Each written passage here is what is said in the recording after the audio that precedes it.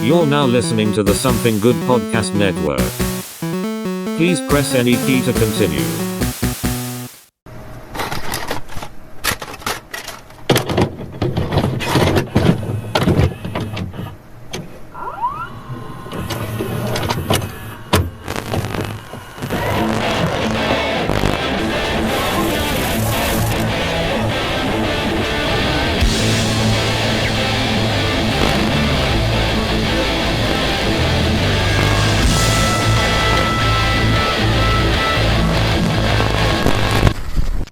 Alright, everybody, and welcome to this week's edition of the Couch Potatoes. I'm Alex. This is Cap. This is the goddamn master of the Anunnaki, man. I've seen it. I've got the ads on YouTube. I want to invest in crypto. This is how and just read about Anunnaki all fucking day. See, this is how the Patriots maintain control by spreading that guy, this. You know why you don't go to the library? Because people like me are in there looking that shit up with a whole spread of books, laptop. Shit. Oh shit, we got him. We got one. We got one. Get the books. Get the books. Get the books. Burn them. Burn them. Burn them if you got them. Fuck. Smoke them if you got them. That should be the motto of fucking Tennessee right now. Smoke them if you got them. hey, son, what are you doing? I'm just rolling a cigarette with pages from To Kill a Mockingbird. The ending. The ending. That's my boy. That's my boy. All American tobacco. Oh my Go god. balls. Go balls. We're back in regular form with the whole table here together. Hey. And yeah, let's go ahead and let's go and talk about some classic Comedy Central since we're already being funny motherfuckers already We're in today. nostalgia mode. We're in nostalgia mode once again, guys. Hey. Remember the good times? Remember? I remember. You remember? It's like in and around the 9/11 times, you know, when Comedy Central ruled all. You remember when Russia had like a bunch of satellite countries that weren't part of them anymore? I remember when there used to be like two of them. That's a whole other podcast. Yep. What? We're not talking about Russia? No. Oh my god. I was not prepared for this. Damn, I Cap. had my notes and everything. I was prepared to talk about the history of authoritarianism, everything. No, man, we're going to talk about Comedy Central, about how this was kind of like... Comedy Central was kind of like my next network that I would watch religiously, like after like Cartoon Network and... say Nickelodeon and all that too. Nothing winds you down from watching DBZ and fucking Gundam. Oh yeah, exactly. It was anime in the like Jon Stewart from the Daily Show. Exactly. It was South Park. It was anime in the afternoons, and you transition over into like you were talking about Jon Stewart and all that, and a lot of stand up specials, like say Premium Blend would be on for about an hour, or Comedy Central Presents would be on for about an hour. Comedy Central Presents. And then you got your regularly run shows like your South Parks and. They did a lot of syndicated stuff too. Like they would get the rights to, right? And it sucks that they only had them for a little while because I remember starting watching Comedy Central was the Presents, but they had Saturday Night Live. I would watch all the SNL reruns too, and that was the first time. That was the first time I ever saw. I pulled up on an episode of Saturday Night Live and Sinead O'Connor. And, and it was the famous Sinead O'Connor where she rips the picture of the Pope. It's uncut. It's uncut. They kept all that. Yeah, they kept all that shit because it didn't matter by then. The Pope was hiding pedophiles, and Sinead O'Connor was a Muslim by then. I got exposed to a lot of music through like those old SNL reruns because it was specifically that early '90s run with like Chris Farley and Adam Sandler and I almost said like Tim Meadows. Like what a pull, but he's like kind of the deep cut. Yeah, Tim Meadows. He did the Ladies Man. Alec Baldwin was still a big part of it. He was like he's kind of like Tom Hanks, where like Alec Baldwin was kind of like the top 5 guest hosts. Yeah, in that run. But he came from Saturday Night Live. Alec Baldwin did. Yeah, he pulled a lot of time at Saturday Night Live, not just co-writing stuff and producing, but like he was a member for a little while. I didn't know that. I always thought he was like kind of like the. He's like Steve Martin. Martin. Yeah. Where he wasn't like a cast member, but he would make regular appearances. Yeah, but they made him a regular. He basically was a cast member. Yeah, not like Eddie Murphy.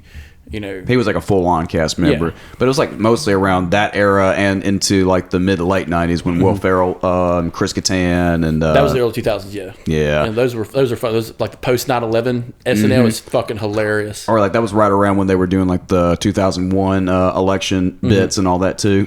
I do love like the post 9/11 ones because it was still Will Ferrell, and Tina Fey, and Horatio Sands, and all them, and Daryl Hammond as fucking both Bill Clinton and Al Gore. Yeah. But the funny one was like, I think Will Ferrell, they're at a fucking staff meeting and he's wearing a fucking like Speedo American flag. Yes. And he's just like, I'm just here supporting America. And just and being super uncomfortable and awkward. He's like his hairy fucking belly showing. He's wearing like a crop top and shit. That's what makes it funny. It's just how he just kind of like how just gross he looks in it. Yeah. And then Horatio Sands is like, that's brave, Bob. That's brave. And they can't contain it either. They're just trying to not break character, but they're just like, I can't do it. I can't do it. You get a lot of classic bits from those. It was the Christopher Walken. Yeah, ladies and gentlemen, the Foo Fighters. The Foo Fighters. When he does the whole Blue Oyster Cult. Yeah, the Blue Oyster Cult bit with the cowbell and all that. Fun fact, real quick. It's still being parodied to this day. What's his name? The guy that was the singer. That was married to Jennifer Lopez. What's his name? You know what I'm talking about? Fucking P. Diddy. No. No. The Hispanic guy. Oh, God damn it. Mark Anthony. Mark Anthony, yeah. He came, he was doing a live show, and he was singing his song, and then here comes Will Ferrell on stage with a fucking cowbell, and he's a ding, ding, ding. Yes. And like, dude's getting into it, man. Like, and he's just playing off each other's. Oh yeah, he did that on a Queens of the Stone Age set that I saw one time, where it's like there was one song they have where it's like very cowbell driven, and then of course Will Ferrell comes on that shirt that's way too small for him, which kind of makes that whole character work too. Yeah, and then it's the and they do that on with Red Hot Chili Peppers too later on, because he looks exactly like the drummer for fucking the Red Hot Chili Peppers. They've been milking that bit for a minute too. I saw one where like the drummer was like dressed up as the Will Ferrell elf too, just kind of playing into it. But no, it was a lot of they would play those on Comedy Central at like 12 o'clock, like at noon, right around lunchtime, or like 2 o'clock in the afternoon, like on on a weekend or during the summertime. We'd watch it, know, religiously, in between school and things like that. They had a lot of pulls from them for me when I was watching it, because that was my first kind of look at a variety show of that kind.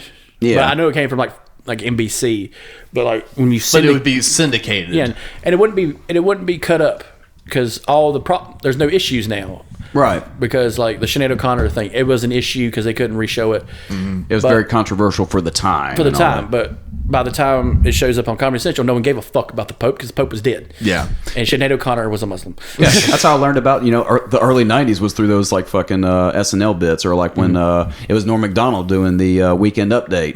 I think one of my favorites was Mike Myers was still on there. Yeah. And they were still doing the Wayne's World bits and with Dana Carvey. And then they would have Chris Farley with Mike Myers, because they would just play off each other a lot, like kind of like Spade. Yeah. And Adam Sandler. But there was this one where he's an American tourist and he's chained up in like a fucking Chinese torture game show. Like when you know one of the fucked up Chinese game shows are? And he's just like, Katake, you say, da da da da da da. And it's just like, oh God, I don't even know what the fuck you're saying. Jesus Christ, let me go. And she's like, ha ha ha ha ha ha. Kyoko Kero, Godzilla.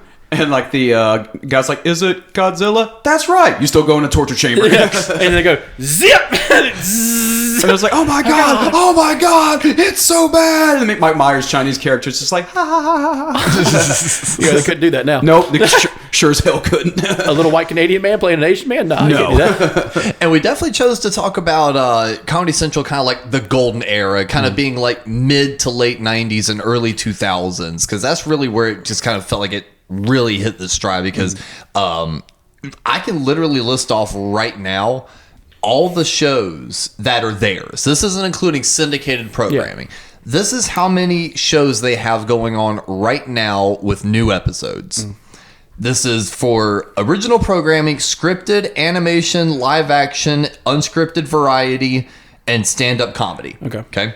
South Park, a new show called Fairview, which is horrible. Really? I watched some clips of it on YouTube.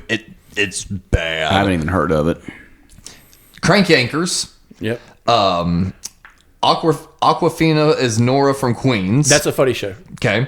And then the current version of The Daily Show. Yeah, with Trevor Noah. Doing the Most with Phoebe Robinson. God's Honest Truth with Leonard. And then Good Talk with Anthony Jeselnik.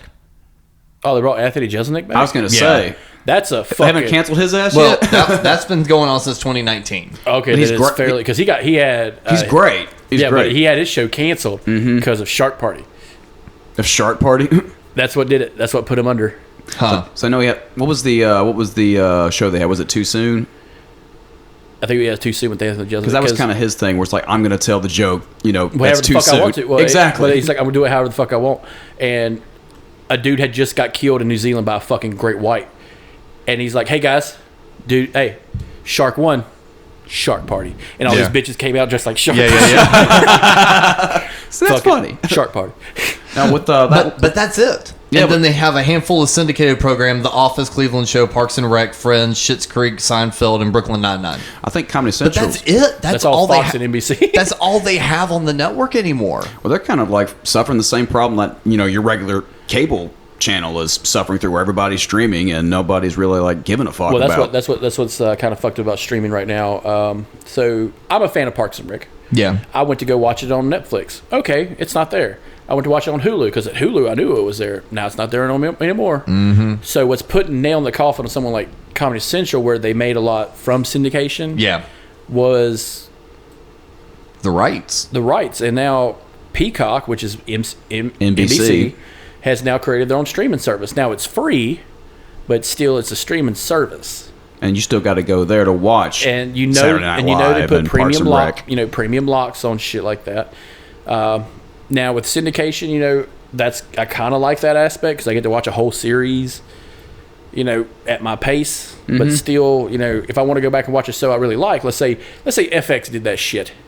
Instead of, let's say they ended their partnership with Hulu or Disney and all them. Let's say they ended it and created their own XFX premium plus premium, for Always Nah, Sunny. man, it's and times FXX times 3.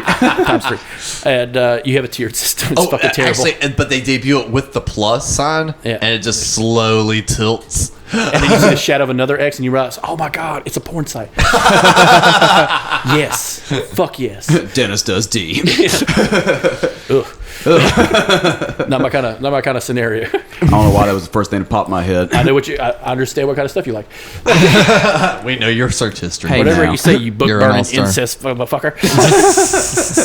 Jesus. But it is crazy to think Comedy Central debuted in 1991. Yeah.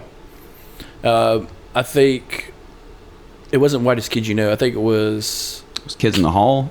that would have been Canadian. Okay. Weren't they on Comedy Central? Eventually, yeah, they syndicated it with Canada and brought it down here. Well, some of the earliest live action stuff they ran was Mystery Science Theater 3000. Yep, they got that from Sci-Fi. Yeah. Higgins Boys and Gruber. Norma Gruber, yeah, that was that's an old one. Tommy Sledge PI. Never heard I of don't it. remember Yeah, that one. a few of these don't have clickable links, so I'll skip over those. After Drive, Sports Monster, Limbo Land, the Vacant Lot. The fuck is any of this? They sound like variety shows, like Auntie Donna or something. But like that. then, starting around 96 is when you get Pulp Comics, Yeah. Viva Variety, Upright. Viva Variety, that's what it was. See, Pulp Comics was Viva what I Variety watched. is the one where Dangle and Wykel were from. See, Oh, and okay. this is exactly what I meant. Starting around the mid 90s, because all that stuff I just listed before was from 91 all the way up to now 95, 96, and starting from here to the early 2000s, they were just hitting the mark with some of these shows. Yeah. And by this point, but the one outlier that they already had at this point was Daily Show came out in 96, so Yeah, this was then and before there. Jon Stewart.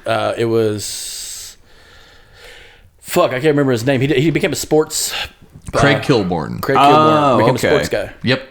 Yeah, so he was heading it up from 96 to 98. Yeah, then then Jon Stewart took it. Yeah. And honestly, that was the show that really pulled me in. Of course, we can get to Colbert Report in just a bit, but it's that show honestly made me laugh. I liked his personality a whole lot. Oh, yeah, he had a very laid-back sense of it, but he also had, he had a funny way of explaining...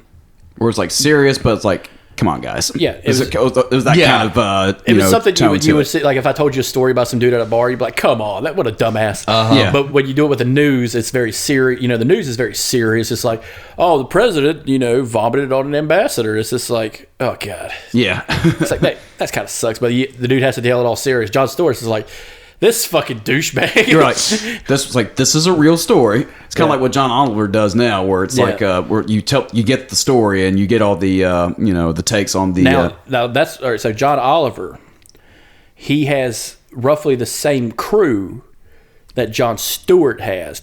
Trevor Noah does not. No. Trevor Noah does not work with the original Jon Stewart crew. They went over to work with John Oliver. Jamie Oliver. Jamie Oliver, the guy who hates chicken nuggets. Yeah. Bougie piece of shit.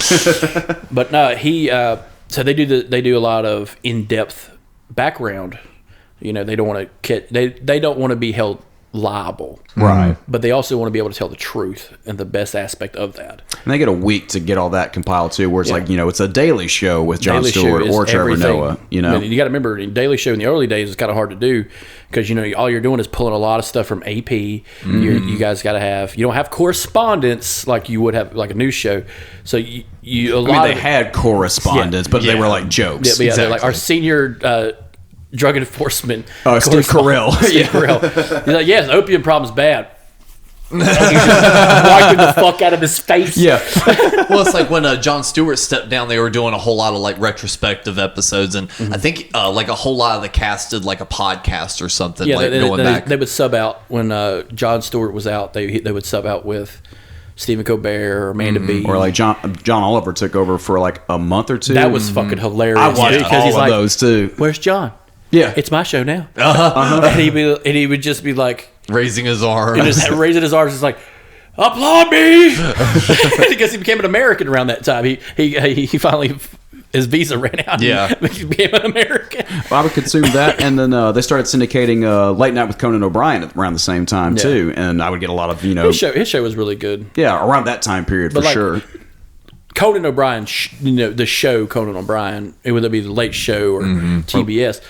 It was always pretty good because he was a pretty good nighttime host. Yeah, and he was like very personal, like, it's kind of like what the Jon Stewart delivery, where it would tell you like political jokes or what's going on with the world. There's like a point out the absurdity around all of it and really like make it feel better about how fucked up the world is. I like Jon Stewart's though because he would do all the jokes.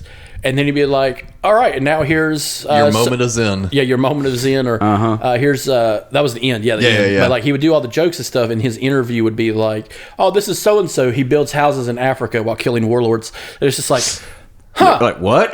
Okay. That's cool. Cool. And this is like, it became a very surreal moment. Yeah.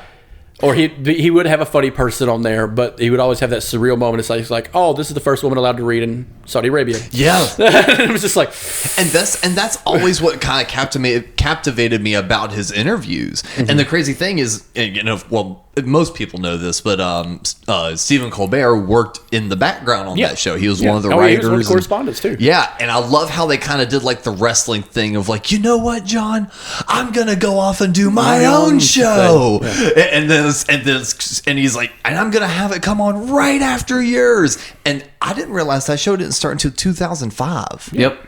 I was in, I guess it was like, no, this was before I got into college. This was like right my freshman year of college. I would watch it religiously, but as I was graduating from high school, it was still that transitional period from like one thing to the next, education-wise. So like Colbert didn't become, say what? I think it was a sophomore in high school. Yeah. And it's like, and I can remember like, because off and on throughout my childhood, we had cable, but there was like moments in time where we didn't. And I remember like right around this era is when I got cable again. So it's like, I didn't realize I was catching those episodes like so early on. And that was just the kind of the fun thing about it. And like kind of now looking back on it being like, wow, we did get cable like right at the right time. What's cool is like Stephen Colbert works on his bit kind of like through the whole time he's with the Daily Show. Yep. And he would always fire back at John. It's just like, well, I'll tell you, you liberal piece of shit. Yeah. And it'd just be that running joke of, well, maybe if you weren't such a pussy. Yeah, because like Jon Stewart was like, sure, it was like left leaning, but he wasn't like preachy about it or anything like that. No, it was very like dead of center. Yeah. A lot of his stuff, even though it was a joke, was making fun of the farcity that is government. Exactly. Like these are people. These are with faults. Yeah, they do have faults. Even though you voted for them and they made promises, they are kind of terrible people. Anybody who wants power is a terrible fucking person. Yeah. Most likely a psychopath. Yeah, these aren't God kings. Yeah. God kings is a great description. Yeah, that's some fucking Lord of the Rings type shit. But I don't know. People put him on these pedestals, and Yeah. like Jon Stewart knew, and both he and Conan O'Brien knew how to just knock him down a peg and everything too. They were a great levity to have around the early 2000s. Yeah. Because you needed someone to break the tension. Yep. Break the break the stride a little bit because everyone's all fucking tense and shit. It's 9/11, and going into a war with Iraq and everything. And I could be wrong, but I believe Jon Stewart was like doing a live thing right as that was happening. Or Yeah, like he was before he does this. He was at that time he was recording an episode. Okay, yeah. In studio. Now they did their show not far from that area, right? And they had to evacuate. So that footage was destroyed. Like he asked that be destroyed because there was some screaming. Some people, were being told while they were in the audience. And stuff like, hey, New York is under attack. So out of respect for the people in his audience and his crew members, he had that destroyed. Yeah. Now, much later after that, they came back like a month later because everything was on a standstill for like a month. Sports, everything. No television series, no nothing. Hell, they even changed Spider-Man. They did. They changed the damn Spider-Man movie. But well, they kind of had to. But like, yeah, because it's not there. Aw. Yeah. Too soon? We lived through it too. 20 some years ago? Yeah. Too bad. Yeah, it's not like people died or anything. Hashtag How insensitive of you, Chris. Hashtag never forget. Hashtag forgotten. Oh. Hashtag aw. 20 years ago is a long fucking time ago, bro. Anyway, They finally come back. And he does a lot of things other comedians were doing at the time. Even leftist comedians were, coming together and stuff like that. And just a little side story, real quick. Showtime's The Green Room. You've seen this, Yeah. So Bill Burr, a bunch of other comics that we all know would do this little thing where they all bullshit together, Just hang out with an audience and talk about their comedy. Essentially a live podcast before podcasting. Yeah. Exactly. And it was very well done. And then the guys would get up and go do their sets. Yep. Because basically it's a giant green room. Yeah. Jon Stewart fucking looks Janine Garofalo right in the fucking face. One of the most leftist fucking comics ever. She's fucking hilarious. It's just not my bag. Right. He's like, I saw you doing a stand-up fucking building up George Bush and talking shit about foreigners, doing a whole bit. Beating that war drum. Yeah, beating that fucking war Immediately drum after like the 9/11. rest of us, you stupid bitch. And I'm just like, oh my God. And she's like, I don't remember that. He's like, I fucking do. I remember seeing you, you tiny bitch. You tiny bitch. And I'm just like, oh my God, that's what that's going to be, because before the internet, before he got real big, you had to catch him on the fly, Exactly. You had to catch him slipping. No caught in 4K in this one. There's some great episodes with Roseanne Barr, from what I remember from the Green Room. I know she's like canceled and stuff now, but that shit was hilarious. Well, Ambien makes you see things differently. You see a lot of truths. Right. Especially when you're scrolling the internet and shit. I don't give a fuck about Roseanne Barr, but goddamn, she had one of the best sitcoms ever. I still haven't watched it all the way through. It's too good.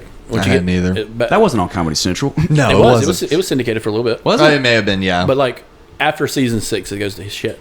But you talk about a great fucking sitcom that had two parents. Yeah. They had two parents. In the 90s. Yeah. In the 90s, Disney wouldn't try to murder one of them. And John Goodman was the dad. Yep. And he was a great dad. One of the greatest TV dads. If we ever do a show about greatest TV parents, he's my number one pick. Oh, damn it. Now you got my gears turning on that now. Yeah. And then by 2003, you had Chappelle's Show. Yeah, as far as that was like the whole trend of sketch comedies. Like after Chappelle's Show, everybody tried to do a sketch show on the sketch show. Anthony Jeselnik.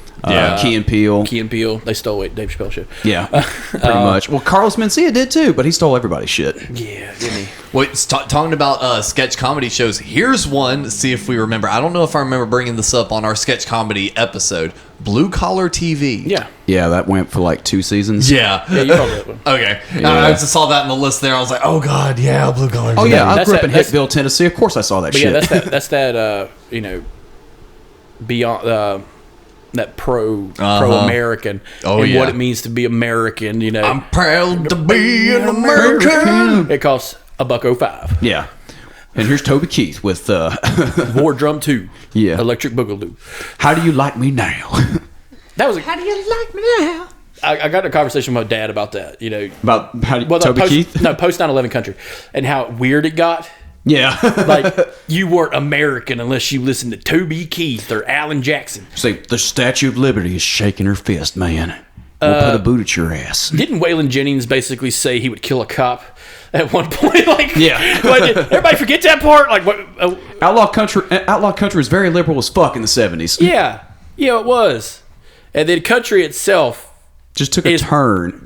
was pretty much anti-fucking cop. Yeah. All right. It's anti-establishment in general. Yeah, anti-government, anti-this. And now it's, we're going to spend as much money as humanly possible on a missile that gives people cancer. It's all freedom under our president, Yeah, that's the change. And fuck the Dixie Chicks. Yeah, because they had an opinion about a president who was fucking up. Mm-hmm. Yet I look at all of this, and it's like during a part of Comedy Central's history, all of their programming was anti-Bush. Yeah. They had so many anti-Bush shows. Little Bush, I remember Little that. Bush was Little fun. Bush. They made Jeb look like a retard. I will and this is, I'm quoting the show, I'm not saying this. One of the most fucked up things I remember from that show was Lil Bush was walking through the cafeteria line grabbing food, and he reached down, and it's like, and they had like all the little Bush mannerisms down, great. So he's like, he picks up a brownie, takes a bite out of it, he looks at it, he goes, points at it, he goes, "You're doing a pretty good job, brownie." Like that, looks up at the cafeteria maid, who's black, points at her and goes, "Hey, you're doing a pretty good job too, brownie." Like that, and keeps walking. I was like, damn. holy fuck. I don't think people, like, especially in our generation, realize that George Bush is just this goofy fucking dude. Yeah. Like, he just That's how I've always seen him. That he used to work, he was in, the Air National Guard. He liked cocaine. He liked to party. Miller Genuine Draft. He's one chicken wings. He was a cheerleader in college. Yeah, he married a Democrat librarian. Yeah. And he likes to paint. And she killed somebody. Yeah, and his grandfather may have killed John F. Kennedy. Yeah. But, But that's a different podcast. Yes. that's a very detailed podcast. Like and subscribe. There was another one. There was another one called, what was it? Isn't it great to be able to say that now when something fucked up happens? You're like and subscribe. but a lot of anti-Bush stuff that came from the syndication of SNL, because they did the Clinton steak jokes. I remember great because it was this three-way call between him, Monica Lewinsky, and Saddam. Yeah, Monica, you don't call me anymore. Hey, Monica, how you doing? And like Saddam's just like, thank you for the beret, I love it. And then you had Saddam dating Satan in South Park. Yeah. And Come on, guy. Hey, guy. I don't know, Saddam. I just... Which we can't gloss over that. We've already done an entire South Park episode, but it's like 97. Then South Park comes into the frame on Comedy Central. I love Jon Stewart's, like, 3 years in, South Park is just kicking ass. Yeah. And Jon Stewart says, I don't say this enough, but I work on a television show. I'm the second greatest television show. I've won Emmys. And yet I'm second tier to a show with a singing piece of shit on it. And I'm just like, yes, Bravo. you are. Yes, you are, John. It's like yes, that, you fucking are. And it's like, and he loved the show, but it's like, bro, that's the best way to handle it. Being like, my show is second best. Well, that was the cool thing about Comedy Central. That was the cool thing about Comedy Central. They could make fun of themselves. Yes. And they let the other people make fun of them too. Like Netflix does this. Yeah. Netflix has a lot of levity. Yeah. Because they do it in the Inside Job. That's the name of the show. About the conspiracies. She makes this robot and she's going to force it to watch Friends. And she's like, did you know fucking Netflix paid like $14 million for this? He's like, oh my God, really? She's like, totally worth it. And the robot's like, yeah, that sounds pretty fucking stupid. And that's like their biggest syndicated show right now is Friends. Yeah. But like, I just love that poll that you see in like Comedy Central television and stuff like that. They're able to make fun of each other and still keep some levity. Yep. And that was the other thing I loved about Colbert Report and Jon Stewart is and the Daily Show was I would be watching Daily Show and like right as he's wrapping up you'd hear John's voice kind of crack and just look to the side and all of a sudden it's like Steven's standing there, he goes, you're going too long. It's my turn now. Like that, it is like it would turn into a wrestling bit, or like he's trying to do the ending monologue, and like all of a sudden the screen splits, and Colbert's sitting here. He's like, "I'm waiting. My show needs to start." He's like, "Okay, I get it. I'm finishing up." He's like, "Hurry up!" So it's like they kind of turn into the wrestling thing. It's going back and forth. I love the Colbert Report just because the facade. Oh yeah, it's a spoof on Bill O'Reilly. Yeah, it's a spoof on Bill O'Reilly that eventually Tucker Carlson. You know, that's what's fucked up is those guys would show up on Bill, Jon Stewart a lot and not get the joke. But like, or like Bill O'Reilly would like show up and get the joke, but he kind of have that standoffish like, oh haha, yeah, fuck you kind of attitude. Hey, fuck you, now, pretty much. But like, what's funny is like Jon Stewart showed up on Bill O'Reilly's show and Crossfire with Tucker Carlson, and he shut them the fuck down. He did. I've seen those clips in a hard way. He even took Carlson to task when he said, "You have a responsibility to your audience to not lie. Mm-hmm. You have a responsibility." And like Tucker Carlson, it went over his fucking head because that bow tie is strangling the amount of oxygen. Was it over his head, or did it do the Bill O'Reilly thing where it's like, all right, I just want to move the fuck on. Yeah, I just want to move the fuck on. I've seen so many. There's like a compilation of Bill O'Reilly getting shut down, and that's what he does the entire time. It's just blows like, it off. well, never mind. You're not getting it. You're not getting it. And it's like, nobody. You're the one not getting it. No, I think he gets it. He just knows who his audience is. No, Bill O'Reilly is telling the other guy, you just don't get it. You don't get it. And that's like him shutting it down. Like these guys, these comedians would go on shows and try to say, you're more detrimental than you are helping. You're doing more damage than fixing. Yeah. When you talk, because what you're talking about, you have no idea what you're fucking doing. And I'm not saying Bill O'Reilly's not a smart guy. Dude's fucking smart as shit when it comes to certain things. I own 2 of his goddamn books. He knows what he's doing. And they're history-based books. I've read these books. They're not bad. Yeah. But now what's funny is he's like the most liberal motherfucker. Bill O'Reilly? Because he's not with the fucking line anymore on the Fox network. He's not, towing the line. But he's still doing those fucking book tours with like Donald Trump and shit, right? Yeah, but he's not towing the line of the source material. Well, I guess he doesn't have to anymore. No, though. he doesn't have to. He's pretty much retired. But the thing is, too, talking about Colbert Report and Daily Show, it wound up being a weird thing because talking about what you were saying with Jon Stewart getting on there being like, you have a responsibility to not lie to your audience and stuff. I remember around that same time period with, the Iraq War, all this other crap, watching, and of course we had the news on every night because we had to get our daily fix of what was going on all the time. Yet? And it wasn't even like Fox News, we were just like local news, that kind of stuff. Yeah. But it's Muslims bought an airplane. Well, it's like, oh my God. So it's like I'm watching recaps of press, junkets and stuff like this, and and updates on all this stuff going on, and it's like, and I get it, but at like the same time, it's like, okay, whatever. I remember going to my room after dinner and turning on Comedy Central at 7:00, 7:00, and the Daily Show would be on.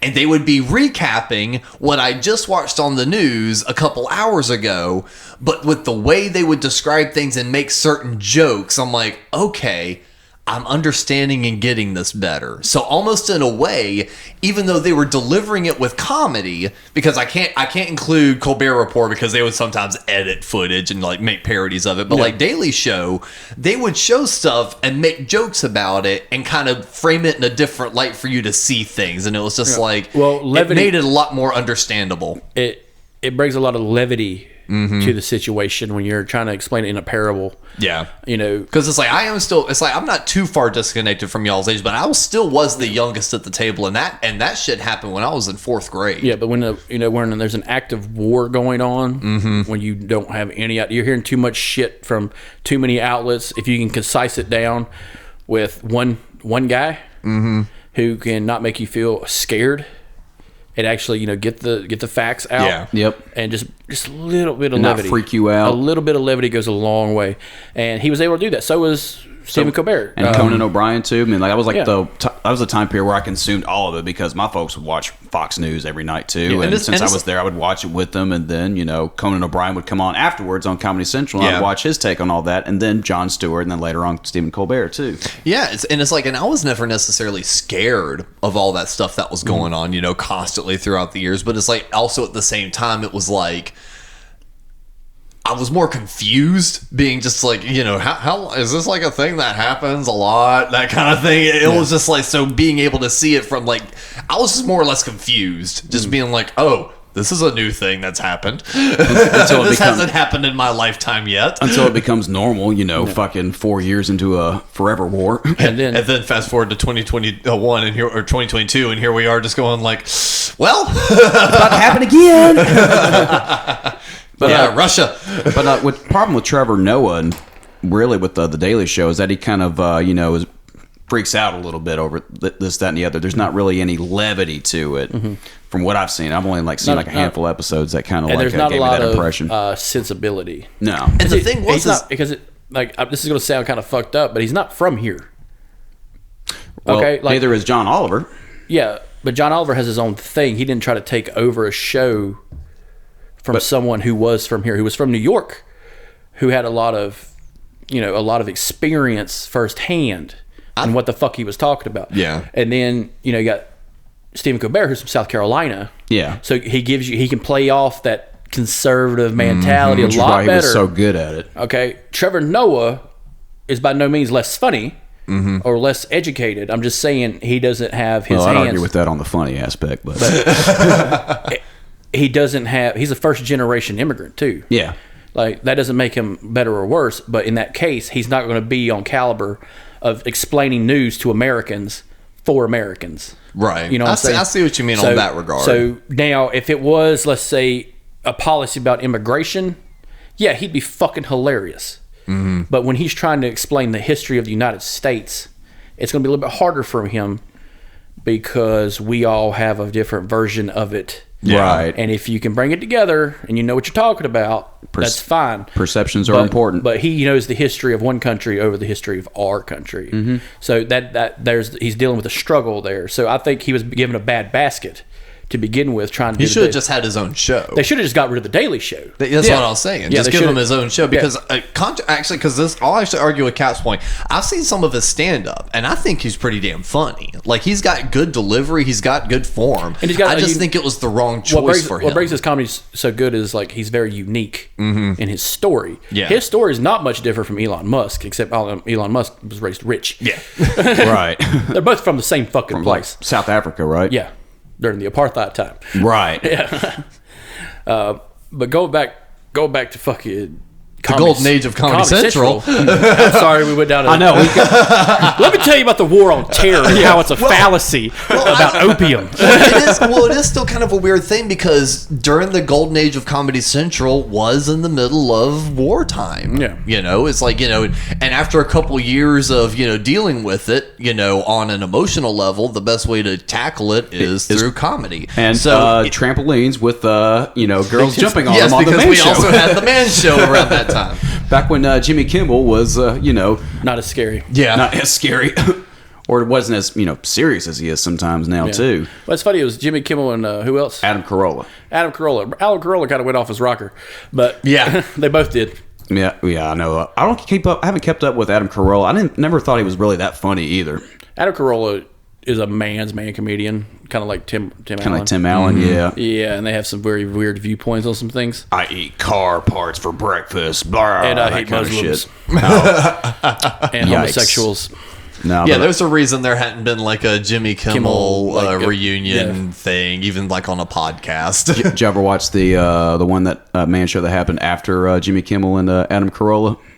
I remember. I was about to ask if y'all knew who the. I think it was on Spike TV, wasn't it? I think they did on Comedy Central. Or was It it lasted Fuse? like for that. They Or maybe it was I think Fuse. they only did it for like God, I a miss Fuse. season. I know. I love Fuse too. We could do a whole episode on that. They had no, music videos were always better. But y'all remember the hosts of the post Jimmy Kimmel Man I don't Show? remember who they were. It was Doug Stanhope Oh yeah, and Joe Rogan. God damn. I thought Joe Rogan was part of the Man Show. remember I thought that was he's just a on Fear fever Factor. dream. Yeah, because Joe Rogan was on an original Fear Factor. Yeah, this was around that time period That was too. another syndicated show. But that only lasted for like a season, I think. Doug Stanhope wonder has if- like some of the best stand up though. Oh yeah, I wonder if Rogan's commented on his time on the Man Show. I mean, I have yet. I wouldn't be surprised if you had Jimmy Kimmel or Well, Oh God, that'd be fun. I mean, he's had Doug Stanhope on his show plenty of times because they're all buddies from comedy together and everything. But going back to Comedy Central just real quick, one of the syndicated shows I loved was Mad TV. Oh yeah. And that's pretty much the Joe Rogan crew right there. Yeah, it is. Bobby Lee fucking was like Ike Barinholtz.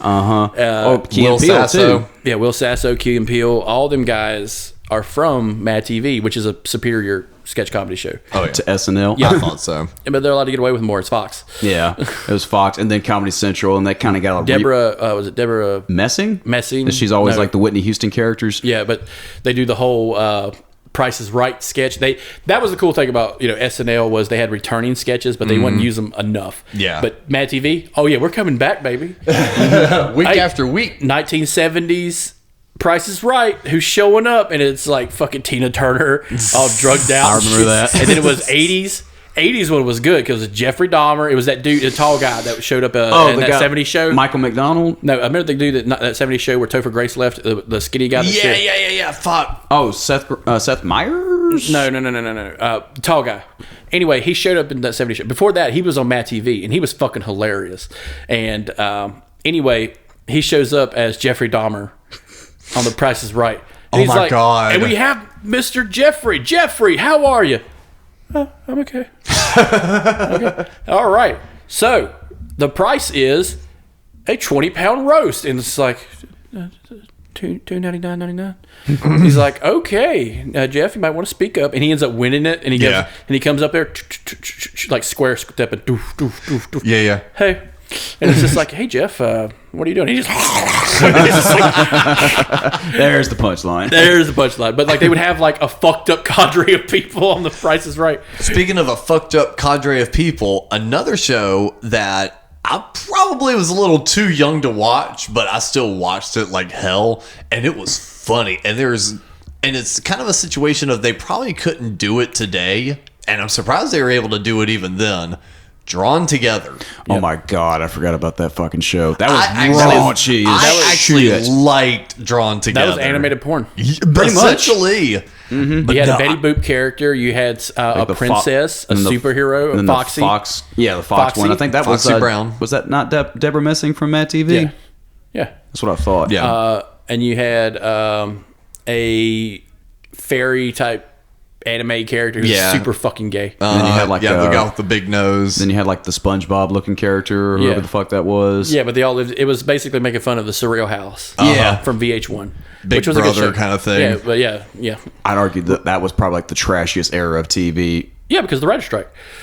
Oh, with really? I forgot about all that too. The But like the writer's VH1, we could probably do like a whole fucking like episode like VH1 bullshit reality shows that we But all indeed on too. That was making fun of the reality TV, Big Brother, Surreal Life, like you were saying. What was that one?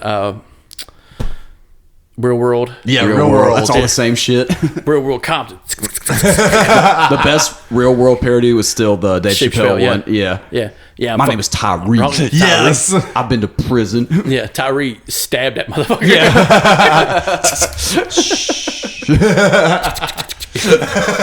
Charlie Murphy. But you going to the sketch comedy stuff on there, it does bounce around quite a bit because even Amy Schumer got her own thing. Everybody tried to fill that Dave Chappelle void on Comedy Central, after and they did he try left. hard. I will say they did try. This is going back to what we talked about before. At least they fucking tried something. Yeah. At least they could have gave Charlie Murphy a show. I bet that would have worked. It looks like they're just trying nothing now. I would watch a whole series of fucking Charlie Murphy's True Hollywood Stories, for example. Yeah, that dude been around. Yeah. To quote Charlie Murphy, they were the darkest motherfuckers in Hollywood before fucking Wesley Snipes. With Rick James and Prince at the height of like his brother's career. Prince put that motherfucker on an album cover. Yep. Put Dave Chappelle on an album cover. You know why? Because he thought it was funny. Yeah. He just thought it was funny. Can you imagine how fucked up in your brain that's got to make you?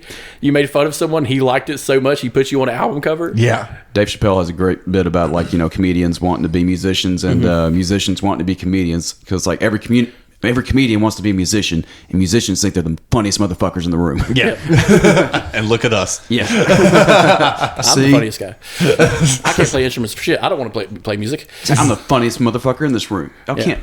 Y'all can't touch me. And we've actually overlooked 2 extremely important ongoing series that Comedy Central had. Comedy Central Presents I was gonna say with all the stand up and Comedy Central Roasts. Yeah. God. The roasts I wasn't a fan of. You weren't a fan of the roasts. They were just, they were great jabs. Yeah. And Anthony Jeselnik, he cut his fucking teeth in them goddamn thing. Him and Amy Schumer. A lot of them were some of the best fucking roasters of all time. Pete Davidson's really Yeah. fucking good at it. And then you had like Greg Giraldo. Greg they Giraldo. were the roast comedians. And then you had what's his name, who pretty much made a fucking living off of it. Jeff Ross. Jeff Yeah. Ross, but he came from that time of That underground, like, Yeah. touring comedy scene too. yeah with what's his name, who had his own show on Comedy Central. Raunchy. Lewis Black. No, he was a correspondent. Remember? Yeah. Yeah, because he would have he would do that mad rant at the end of the Daily Show. But Jeffrey Ross was like a writer at points too, wasn't Yeah, he? but what's his name? He would smoke all the time on Comedy Central. He was a raunchy comedian. Late night. Oh, Ron White. No, not a blue collar guy. Just straight up New Yorker. That would smoke cigarettes on stage and be He would smoke cigarettes. do the Lenny Bruce thing. David Tell. David Tell. I Okay. watched his show too. David Tell. I loved his fucking show. Was the same fucking way. He could roast the fuck out of somebody, and Jeff Ross piggybacked on that. And it's kind of fucked up when you think about it. But David Tell, of all the things he's been in, I think the fucking weirdest thing I've ever seen him in was in the Everybody Hates Raymond. Yeah, everybody loves Raymond. Everybody loves Raymond. Yeah. Everyone hates Chris. Everyone hates Chris. And I've seen him do like I went and saw him do stand up one time over at Comedy Zone, and he's just wrote, and it was like a Thursday night, wasn't a big crowd, so he's just kind of like making fun of everybody that's in the front row. And he goes like, oh, you're a beautiful girl, huh? That's fine, that's cool. It's like, do you shave? It's just like making people just uncomfortable. It's like, oh yeah, you can't ride dolphins with that because they're ticklish. But yeah, David Tell, he had his own show. Yeah, was it David Tell. Insomniac? Insomniac. And it's just And that ran for a good few years. And that's just David Tell just going to bars and getting drunk and on camera. It was great. But the roasts were okay. I didn't like the people being roasted. I think Right. I think they were overrated. I think That's kind of how it was. It was always like Charlie Sheen. Charlie Sheen or That's like the Dennis biggest- Leary was one. I know you love Dennis Leary, but like Yeah. on the grand scheme of things, it's like it was always somebody that made you go like Dennis Leary, okay, Yeah. Bob Saget, okay. I know, rest in peace, but back then it was like Bob Saget, okay. The Bob Saget one was pretty good, though. Because like the best one was like Norm Macdonald roasting Bob Saget, but it was like through the Norm Macdonald lens of his way of telling jokes, but where nobody in the audience got it except for like the people on the comedians. dais. Yeah. And didn't Jeff Foxworthy get a roast? Yes. Yeah. That's what I thought, Yeah, yeah. but like when I'm thinking of somebody you could roast, it's not a comedian. I don't want to see you roast a comedian. I want you to roast somebody. There was a Donald Trump fucking roast. Yeah, Yeah. but I wanted to see you roast Shaq. I want to see you roast Kobe. I I want would to love to see a I wanna Shaq roast. Pete Davidson basically fucking did it. I want to see Charles Barkley get on a Pete fucking Davidson stand. roasted Kanye. Yeah. I want to see Who is your paramour? Fucking Kanye West. This tatted up piece of shit who wears this pajamas. fucking line cook. This fucking line cook. Perfect example. This fry operator at a defunct McDonald's is fucking my wife. Yeah. But no, it's fucking hilarious because Charlie Sheen one is like the epitome one because everyone watched that one. Oh, yeah. But like they did one against like Justin Bieber. I'm like, he's a fucking kid. The Charlie Sheen one was like that was at the height of his like internet popularity where he was just like talking shit online and getting kicked off Tiger of- Blood and AIDS. Yeah, where he was just Yeah. going crazy. Yeah, Tiger Blood and AIDS. Yeah, he could. Yeah, that you whole Are you shit. positive? You got tiger blood? HIV positive. But And then that was what's the name of the comedian that was on that one? And he that died like shortly afterwards. Greg Giraldo. Not him too, but Patrice O'Neal. Patrice O'Neal. Yeah, Patrice he was O'Neal great. awesome. That would have been a good roast against Patrice O'Neal. yeah. Yeah. Because he was too fucking good. He would come up there and be like, "You motherfuckers! All right." It's like, "You want a roast? I'll get you a fucking roast." Basically, the green room. And one that wasn't Comedy Central sanctioned, but it showed up on A&E, which I think is still owned by Viacom, which owns Comedy Central, I I believe. think so, yeah, because they own MTV and all that. Yeah, so it just wasn't labeled Comedy Central. It was under A&E, but there was a Gene Simmons roast. Yeah. And that I one remember was that. great. It had Carrot Top and Steve-O of all people. All Whole the bunch Vegas comedians. Yes, yes. But like if you go back to like the original roasts of like Dean Martin and of like shit Dean like Martin Martin and all that. And who'd they have? It was like Mel Brooks. But it would be the dude from fucking Dirty Deeds. Don Rickles. Yeah. The king of roasting. Mm-hmm. This dude would tear you the fuck down. Or like the Richard Pryor roast in the 70s and shit too. But those are the guys, who would just do trash talking and all this and all that. And the whole point of a roast is to trash talk someone out of respect. Right. That was the point. But I wanted somebody worth respect on there. That was the problem I had with it. Charlie Sheen was not worth my fucking respect. No, the Comedy Central roast was like, here's a punching bag that, is donating money to a charity that he picked to get on TV. Either having a really bad time or a really good time, or someone... or a troll on the internet is making fun of, so let's make fun of them too. Wasn't it all based on somebody's the roast? The guy that got roasted was going to appear on TV for X amount of money that they would donate to whatever charity they chose, or something like that. That was the original plan, but it didn't game to. So I know the Pamela Anderson one was kind of rigged like that. Yeah, I was going to say here's They considered the roast starting in 2003, and here's just a quick list of them: Dennis Leary, Jeff Foxworthy, Pamela Anderson, William Shatner, Flavor Flav, Bob Saget. Larry the Cable Guy, that one was completely pointless. Joan Rivers, David Hasselhoff, I remember that one. I watched all of these. Donald Trump, Charlie Sheen, Roseanne Barr, James Franco, and then Justin Bieber, Rob Lowe, Bruce Willis, Alec Baldwin. Okay, but no, the William Shatner one was weird because fucking George Takei gets on stage and he fucking hates William Shatner. No, he doesn't roast him. He fucking just like says "fuck you" to his face. Yeah. He says "fuck you" and the horse you rode in onto his face. There's some real shit on those roasts. I remember when William Shatner not long ago went to space, and at 90 years old or whatever the fuck. Yeah, when they were talking about, oh man, he's the first Star Trek character ever go to space, and George Takei's like, shut the fuck up. Yeah, he's not. There was an astronaut who actually went to space and was on Star Trek. Yeah. Oh, okay. It was a black girl. And she had been to space twice, and she was up there for quite a while. So fuck you, whoever. Yeah, you lying sack of shit who don't do their fucking history lessons. No, I love the Larry the Cable Guy thing because the whole Larry the Cable Guy thing is a character that he put on. Yeah, and you know what? It fits the post 9/11 thing. Yeah, exactly. That's why all that worked. And his real name is apparently his real name is Dan, and he's the most liberal motherfucker out of that group. Fucking, what's his name? Ron White was talking about that. He's like, have you ever met that guy? Yeah. That guy loves to get shit faced and hates fucking churches. Here's an interesting little side thing. A label called Canceled Roasts. Yeah. So in 2008, a roast was for Willie Nelson was planned to coincide with the release of one of his box sets, but it was ultimately canceled, according to Jeff Ross. And then Kid Rock has had one canceled so many times. You mean the Honorable Senator of Michigan? Yeah. Kid Rock was announced in November 2010 and scheduled for January 2011, but was later replaced by the Donald Trump roast. Rock's roast, so another super conservative fucking and then his roast was rescheduled for August 2011, but then was again replaced by Charlie Sheen's roast. Kid Rock then agreed a third time of doing the roast if they filmed it in his hometown of Detroit, Michigan, in which Comedy Central did not agree to do. Yeah. So three times we almost got one for Kid Rock. You know what would be funny? If they did one in Detroit with Eminem. Right. That would make my fucking day. And have Dre and fucking just basically that entire halftime show lined up. Yeah. Well, Snoop was on a fucking roast before. I think it was the Flavor Flav roast. Yeah. And he's fucked up when he gets on stage too. He goes no, really? No, he gets on the mic and he goes for real, I am fucked up right now. Well, that was kind of the ongoing joke too, is all the comedians, you would always count on one or two being shit-faced because they were partying beforehand. Exactly. And they were making fun of Snoop, saying somebody tell Snoop he's here. It's Snoop's here, somebody tell. The three mainstays I remember was Amy Schumer, Anthony Jeselnik, and Lisa Lampanelli. Lisa Lampanelli. Yeah. She was nasty. Yeah, I remember. Whatever happened to her? That's what I want to know. She's still doing roast, I guess, or she's got it. Or she's doing stand-up somehow. But dude, Anthony Jeselnik, when you said and you brought that up, he's still got a show. I'm just yeah. I don't know if you ever watched his stand-up. It is a fucking knife. Yeah, dude. But that's the whole point of it. Yeah, he's like Jimmy Carr. Yeah, Jimmy Carr is the same way.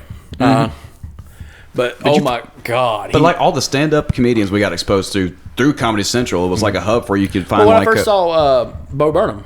Yeah, was on Comedy Central Presents. Bo Burnham and Jim Gaffigan was one that I discovered. Yeah. What's the name Dan of it? Cook. I know Dan Cook's the one. That's the guy that fucking blew up in that time period. Yeah, but he had that fucking joke about TiVo and shit. It was fucking hilarious. That's where I found Lewis Black. Yeah, me too. Because he had some of those run in like mid 2000s. I found him on Daily Show. Yeah. But Jim Gaffigan had one. Yeah. Brian Regan. That's who I was thinking of. Nick Swartzen. Yep. Carlos Mencia. I'll skip over the joke stealer. I never cared for him in the first place. That's how you got exposed to that comedy. Pablo Francisco had some great fucking shit too. He was talking about like the trailers for movies and shit. Oh yeah, just rock through them and talking about like going to the strip club and just being that. Since he does voices, he would talk about doing the beatbox, the sound effect to the DJ, just fucking with the strippers. Yeah. He hit on the mic. Like, Yeah. Here comes Cinnamon. But no, it's crazy to think the series went for a good while. It went from 99 to... I just lost the date. Oh, sorry, 98 to 2011. Yeah. So it's like... If for some reason in 2011 they just felt the need to like slow down on showing different comedians doing short I think what it is their exposure online probably killed it. Okay. Like there's the move from the way all right, it's a 30-minute special. Yeah. What is that noise? And it's the same fucking theater. Right. So they probably shot the same special a handful of times. Maybe did what's called double ticketing. Yeah. Where like, hey, you sit in the front row for this one when you're sitting in the back one for the next show. Yep. So get up and pick up your ass. Mm-hmm. But there was one. I love the singing ones. Oh, what's the name Stephen of that Lynch. one? Stephen Lynch. God, he was fucking funny. And you caught me. Yeah. I was I date black girls only. Yeah. If you're a cracker, you better get blacker because you're just not the girl for me.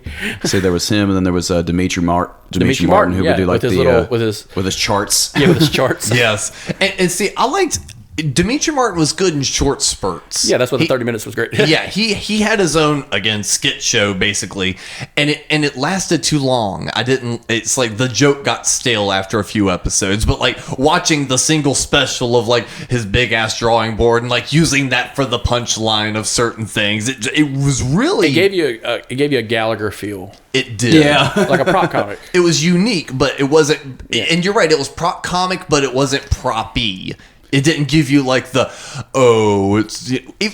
don't know. I was going to say it doesn't give you like the, he's the drawing guy, which he is, but it's like, it doesn't feel. There's another one that's like, another guy, the magician. Oh, the Amazing Jonathan. Yes. That's where I first saw Amazing Jonathan because he had his assistant. Yes. Tatya, you stupid bitch. Yeah. Amazing Jonathan was great. And actually, there's a documentary on the Amazing Jonathan that just came out a few years ago. Have you seen that? Not yet. Is it good? It like the mystery of he's dead? It's a bit of that, yes. Oh, he does like a fucking David Copperfield or some shit. No, well, kind of, not really. It's kind of an interesting documentary because it plays on two trains of thought. For the first 3/4 of the documentary, it's following the Amazing Jonathan because he has been like really sick. So it's kind of following him on what's supposed to be his last days. He's just not dying. So he's just waiting. And that's kind of the crux of the documentary is John's wanting this to be done before he dies, but like it turns into, it felt like at first John wanted it to end with him dying, but then you kind of find out that it's actually the director that's been wanting that, because you start seeing some of the clips of him going, I don't know why you're still hanging around me. He's like, what is your end game here? And it's like, and it's not staged. Like you can tell it's like real shit. And then that eventually, sounds kind of fucked up. Well, and then eventually the director kind of gets on like the camera and he goes, I've had a lot of time to think, and all of a sudden it kind of pivots a little. Am I fucked up? Yes, to a point where all of a sudden, and then he kind of goes into like, he's like, as a director, we're supposed to kind of put across what our view, and we have a beginning, middle, and end. He goes, I thought this was going to be his end. He goes, but maybe not. I don't know. I don't know what's going to happen with this now. I don't know how to end this. And then it kind of has like a Bo Burnham real talk to the like audience moment, and then it like I'm not going to spoil the ending, but like by like the third act, that kind of happens, and it's like, oh shit! If only it's I had kind of taking a different vibe. I should have just poisoned the motherfucker. But how do you poison a magician? And I'm back. Ta-da! Pretty much. He bought a fucking resurrection. Oh my god! Yeah, but we're exposed to like various styles of comedy too, and that carries over into how we consume stand up and comedians. Jeff Dunham came out of that too. Yeah. I think what did it in finally in 2011, was comedians making their own specials or producing their own specials and selling them to Amazon, Netflix, Hulu. Yeah. Because what's his name? I'm trying to remember his name. Mike Birbiglia. Yeah, is a sports comedian. Yeah. You probably heard of it, but he had a Comedy Central Presents, and it's fucking hilarious. It's a whole thing. It's like a whole like presentation. Yeah, but like Mike Birbiglia, he's talking about sports, so he sold it to ESPN, who ported it over to Disney. So now it's right there with like 30 for 30s. But like that's where it's going. But he's kind of like a Jim Gaffigan kind of guy. Jeff Ross, I think I saw Jeff Ross one time on there on Comedy Central Presents. Yeah. Because I remember Comedy Central Presents would come on right after Reno 911. Yeah. Which we hadn't talked about yet. Yeah, let's talk about Reno, let's not overlook the greatest that. cop show ever. Yes. Next to that Cops. I watch religiously, Reno 911. We need to talk about that on the reality series, Cops. Oh God, Jesus. What you gonna do? Well, I don't know if it can. Every cop show's been canceled. Cops, Live Live PD. PD. Yeah, but we could talk about them. We could talk about cops and how they're not really trusted, and why laws are a threat of legality against you. I love Reno 911. Laws are threats, kids. It's kind of like, I kind of poke fun at all that with the they TV do. show too. Yeah. Just kind of like how what's the word I'm looking for? How terrible these fucking people are too. Oh, yeah. What's the word I'm looking for?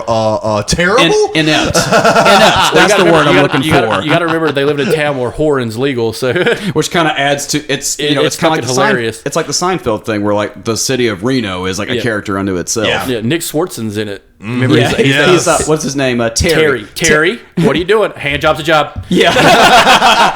He's just giving hand jobs behind the building on roller skates. Yeah, he's always on roller skates. Yes. He's like, What was the other cop that was always on roller skates? With the Dangle. mustache. Dangle. Yeah. Dangle, yeah. Dangle. But Terry was a civilian. Yeah. Who'd always get arrested. And Yep. then you Oh, had, I remember, yeah. And then you had Weigel. Was Yeah, the Weigel was short-haired the, girl. Yeah. He was like always just- just a sad sack. Just inept too, just awkward as hell. And speaking of Reno 911 on Paramount Plus, they're doing new episodes apparently. They've been milking that for a They're long really time wanting me too. to get it. They're really selling me on They're buying trying. that shit. They're trying hard. Which is fine. My parents watch Yellowstone. But I just wish that was like an intense Yogi Bear show. yeah, wouldn't it? Yellowstone. Yeah. That's what I think of every time I hear it. It's And like, you just hear, We're no longer taking the picnic baskets. "Hey, boo boo, get the baskets." It's like Get this the fucking. picnic Then it starts baskets. with. Then they start playing the Sopranos song. Woke up this morning. And it's just like instead of a drive-through fucking Newark in the fucking Jersey Turnpike, it's a fucking Parks and Rec style kind of opening. You just see Ranger Rick looking at his food and like bodies everywhere. Like, my God, he was here. But no, he's like a Craven the Hunter. He's just like, Licks the blood. he was here 4 hours ago. He's looking at like a destroyed basket, like it's fucking CSI or some Yeah. shit. God, the family to have a fucking chance. And then you see like specific bear claws, and he walks over it, gently touches and caresses. He's like, "Boo Boo was here." Yeah. and you hear like the Ewok, and he's like, and at the end of the movie, it's like, what happened to Boo Boo? Boo Boo had to go. Boo Boo gone. "Oh God, that would be fucked up." Just Yogi Bear, this fantasy thing we're creating, the season finale, Yellowstone. the mini-series finale is Yogi Bear's in his fucking cave, but it's not a cave; it's a casino called the Cave. And he's smoking a cigarette, and he's like, "Any word?" "No, boss. We haven't heard anything." And you hear and it's Ranger Rick, and he's like, "He ain't coming." and he's just like, what do you mean? And he fucking takes his backpack off and throws him the skin of Boo Boo. Oh God, it's like a Boo Boo skin rug. Yeah, and he pulls out a knife. He's like, he ain't coming. And you see like scars and shit. I know I'm describing like the best like fan fiction for Yogi Bear and the entire Hanna-Barbera universe. Yes. Josie the Pussycats are playing fucking punk rock in the goddamn casino. In the background. And then it's just a fucking Spider-Man versus like Kingpin style fight. Oh, it's took a wrong. Or Punisher versus Kingpin. Yes. Knockdown, drag out. Yes. Oh, it's took a wrong turn. Like fucking graphic even. Whatever that character was. Magilla. No, Droopy Dog, I think. No, not Droopy Dog. It was the. The cat. The cat. It Yeah. was like Pink Jazz Panther. Cat. Yeah, it was Jazz like Cat. Pink Panther, but he's not running Pink the floor. Panther. He's a fucking floor boss. Yeah. Yes. But no fucking Magilla Gorilla's like knocked out back. He's like He's the bouncer or some shit. Where's Magilla? He ain't for sale. I got a gorilla for sale. Got a gorilla for sale. He's like, he's fucking dead. You're dead to me. Well, was there any other Comedy Central shows that you guys remember enjoying? Because I remember a lot of other shows, but not liking them. Like you brought up Kenny versus Spinny. See, the last I didn't like that shit That at was all. a show called Duckman. I remember that one. It was- didn't it was pretty watch funny. that one at all either. The last one that I watched. Dilbert. Oh, Yeah, Dilbert. Dilbert was But the last one that I watched that was original Comedy Central programming that I watched religiously was Tosh.0, even though Yeah. it was like the same thing as like the soup and Yeah. all that too. But I love Daniel Tosh. I respect what he does I do because too. he's like Anthony Jeselnik a little bit. Yeah. And he keeps his his specials thin, so he keeps the comedy a little bit more fresh. Yeah. Because that's what he needs. and you if know? somebody was like trying to cancel him for some fucked up joke, he'd be like, "Psh, whatever. Whatever, I'm better than you. God, Yeah, essentially that would be his punchline. he's like, I am better than you. Like everybody thinks they're funny, but no, you're not. He's like, let's do an average of like you get your he's talking about the 15 minutes of success or 15 minutes of fame. He's like, that's not true. It lasts a whole lot longer. That's just an average. He's like 0, 0, 0, 0 forever 0, 0, 0, 0, and it's just like there's your fucking average.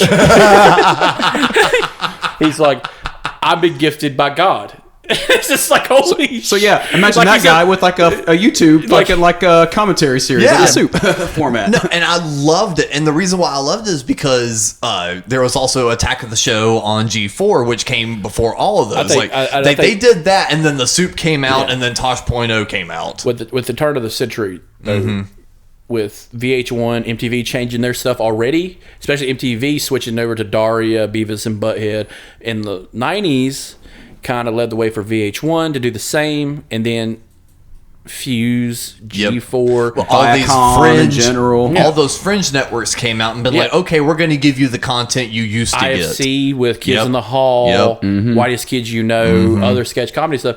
And what was cool was it's all in the same package. Yep. Dish Network and DirecTV Yep. offered these fucking things all together. Yep. And I It think was like, that's G4 Fuse. because I remember original cable. Yep.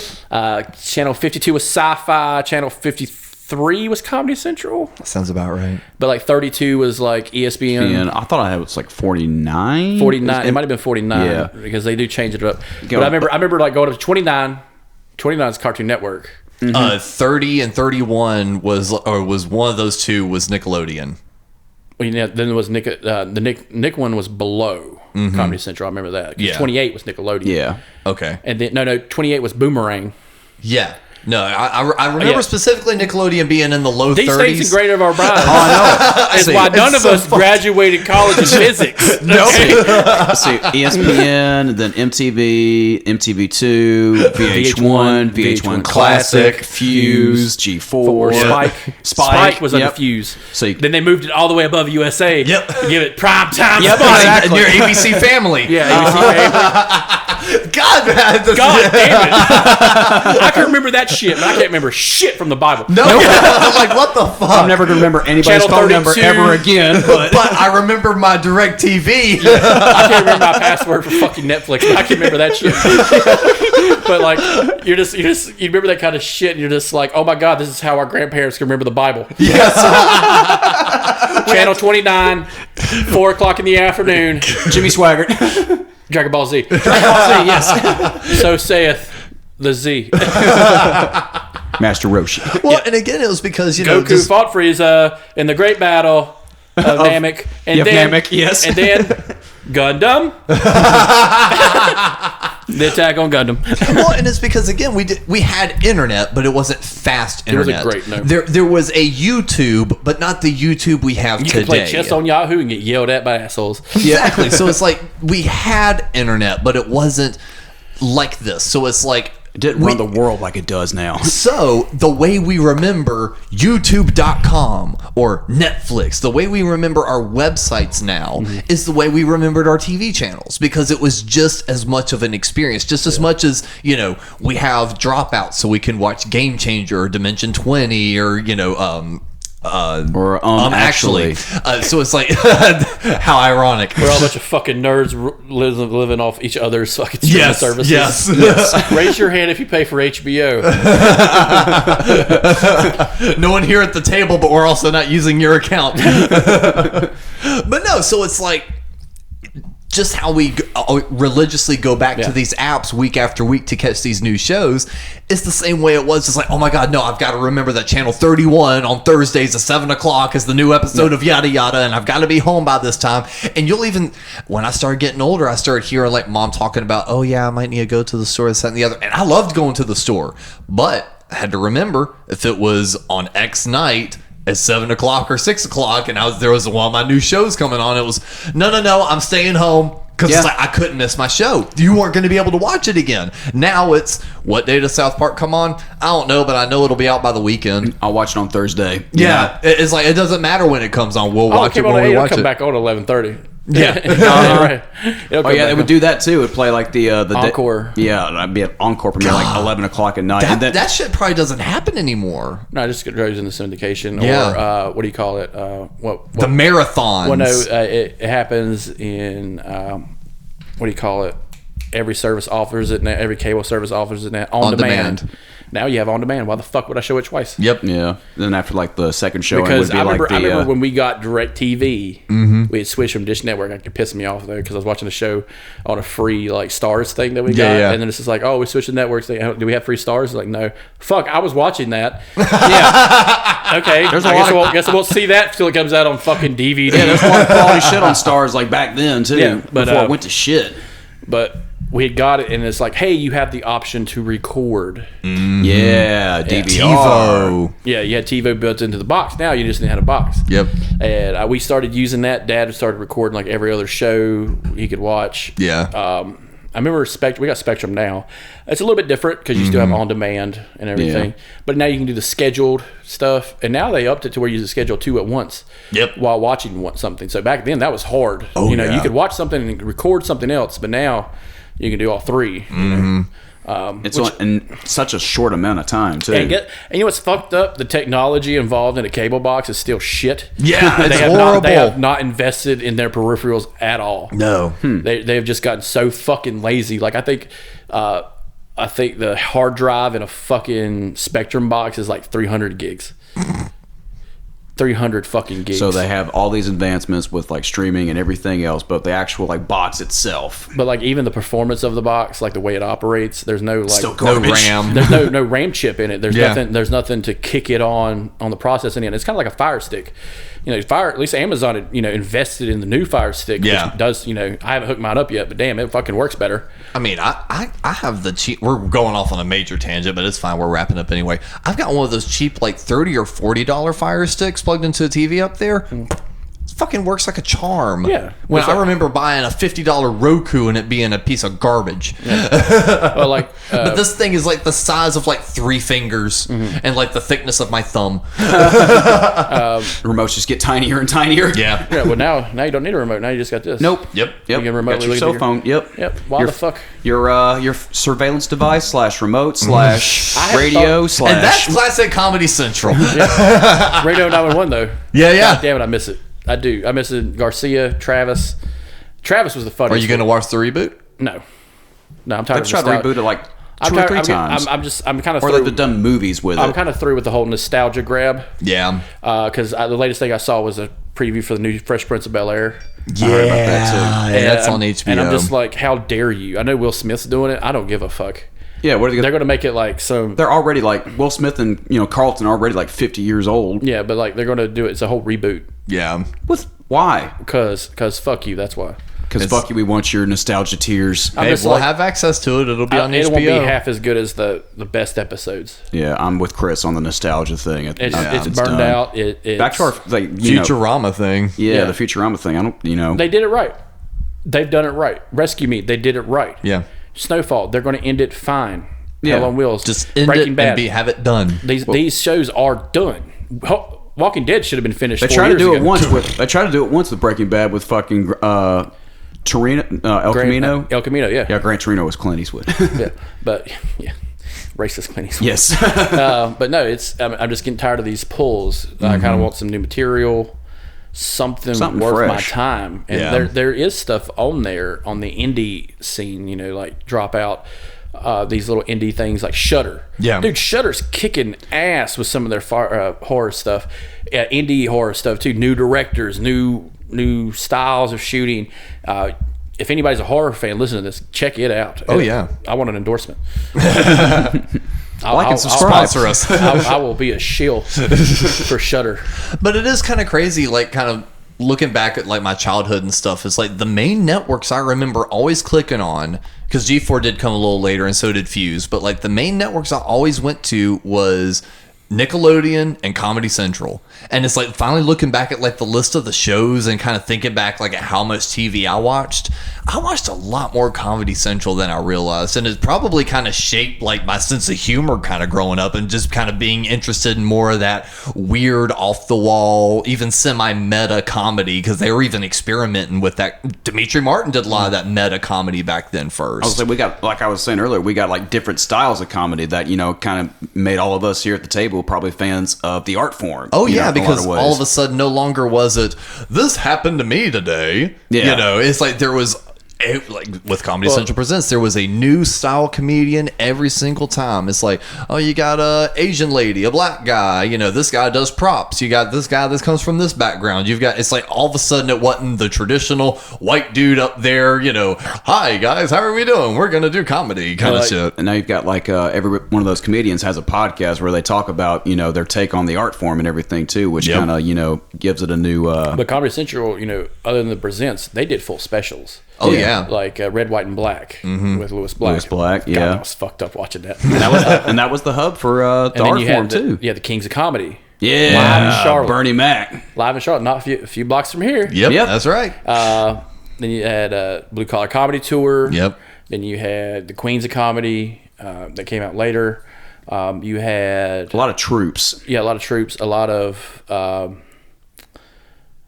just big specials. Then those like people, the Dave Chappelle specials or the Daniel Tosh specials. Yeah, and they would rerun old specials at night.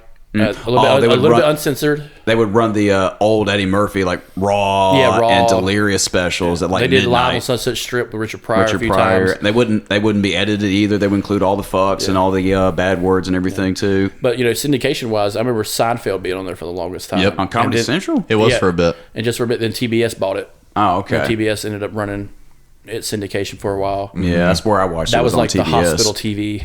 Yeah. like the waiting room TV. TBS. Yeah, that's the hospital TV. It's like Seinfeld and then Home Improvement before that. Yeah, I loved Home Improvement. Home Improvement was the shit. There's another. That's another. We talked TV about dad. those. Yeah.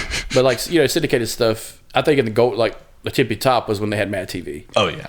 Because those people, they deserved every bit of screen time they got. And with Key and Peele, coming from there, you could watch the old Mad TVs syndicated on Comedy Central and see where Key and Peele went. Yeah. Because you got Coach Hines, which were like some Mad TV characters. Yeah, which was a Mad TV character unto the sub. Yeah. The substitute teacher that he plays. He's like, hey, Ron. Yeah. You mean Aaron? What? Timothy. And he's like, present. Well, no. So it's been awesome, kind of going back through that, and it kind of is kicking me into gear and wanting to like revisit some of those old shows now, just kind of check it back out. It'll be on Paramount Plus probably. Who knows? No shit. But I'd say this has been another great episode of The Couch Potatoes. So I've been Alex. This is Kat. And Chris, do you have any sort of final thoughts for us? I miss Pants Off, Dance Off. Oh my God. All right, we are going to have to do like a G4 Fuse episode because there's not enough content on singular one of those to do a whole episode. Surreal cop shows. I want to watch live girls getting busted for a little bit of heroin. Yeah. Under the car seat. Oh, what's this? Yeah.